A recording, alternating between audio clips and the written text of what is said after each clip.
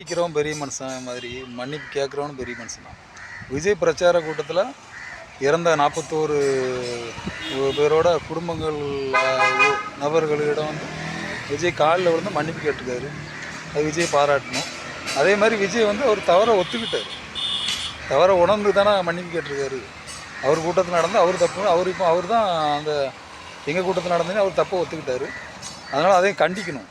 இனிமேல் இது மாதிரி நடக்கக்கூடாது உங்கள் கூட்டத்தில். அதை நீங்கள் உங்கள் ரசிகர்களை வழி நடத்தணும் ஒழுங்காக. இன்னும் ரசிகர்களை வச்சுக்காதீங்க, அதையும் கண்டிக்கணும்.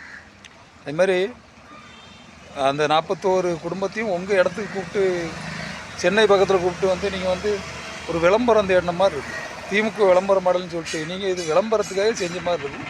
அப்படி செய்யக்கூடாது. பாதிப்பு நடந்தோன்னா அதாவது மக்களுக்கான தலைவர் வந்து களத்துக்கு போய் நேரடியாக நிற்கணும். அதான் மக்களுக்கான தலைவர். விளம்பரத்துக்கு அரசியல் நீங்கள் செய்யக்கூடாது விஜய். அது கண்டிக்கத்தக்கது. அது அவங்கள அசிங்கப்படுத்துகிற மாதிரி, இறந்து போனவங்களையும் கேவலப்படுத்துகிற மாதிரி.